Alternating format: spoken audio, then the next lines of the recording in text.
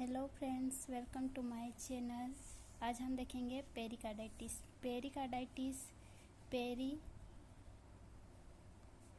Peri means around and carditis means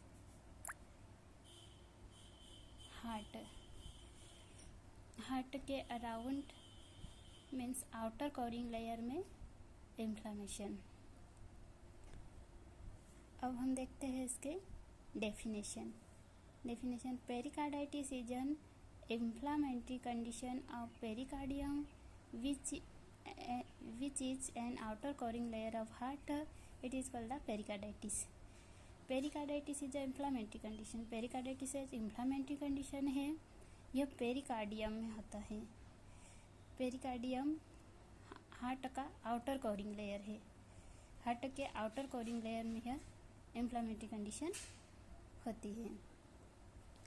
अब हम देखेंगे इसके types of pericarditis. Pericarditis 2 types होता है, acute pericarditis, long pericarditis. Acute mean short time के लिए जो डिसीज होती है, और क्रोनिक मीन्स जो डिसीज लॉन्ग टाइम तक रहती है। अब देखेंगे हम एक्यूट पेरिकार्डाइटिस की definition. Acute pericarditis is N inflammation of pericardium which is acute in nature. यह इन्फ्लामेशन पेरिकार्डियम में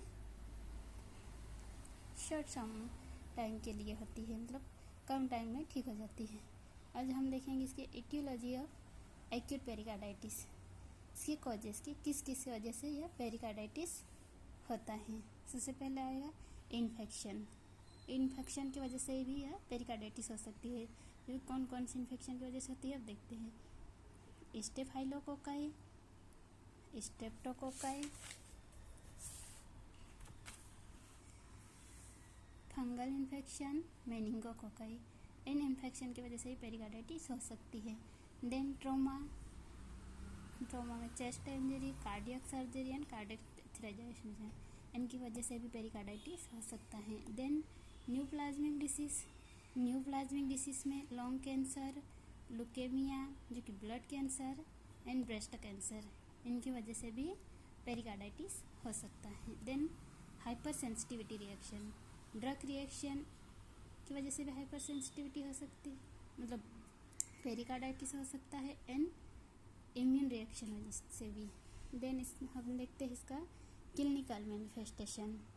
क्या मतलब पेरिकार्डाइटिस में इसके साइन एंड सिम्टम्स क्या क्या होते हैं जो हमें देखने को मिलते हैं। सबसे पहले तो चेस्ट पेन होता है, माइंड फीवर आता है, डिस्पेनिया, डिफिकल्ट ऑफ ब्रीथिंग, मतलब सांस लेने में दिक्कत होती है, नॉन प्रोडक्टिव कॉक होता है, हेडेक होता है, फटीग होता है, नोजिया वोमिटिंग होने लग जाती है, वीकनेस, डिस्कम्फर्ट। एंड देन अब देखते हैं हम इसका डायग्नोस्टिक इवोल्यूशन में आएगा हिस्ट्री कलेक्शन। सबसे पहले हम पेशेंट की हिस्ट्री कलेक्ट करेंगे, फिर फिजिकल एग्जामिनेशन। इसके बाद हम पेशेंट की फिजिकल एग्जामिनेशन देखेंगे। इसमें blood pressure, pulse rate, respiration वगैरह।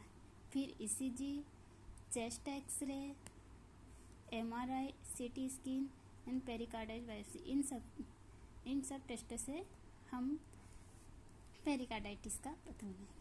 फिर देखेंगे मैनेजमेंट में सबसे पहले आएगा मेडिकल मैनेजमेंट में नॉन स्टेरॉयडल इन्फ्लामेटरी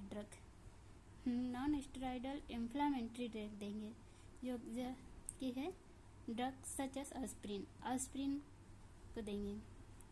फिर कार्डियक स्टेरॉइड ड्रग में प्रेडनिसोन।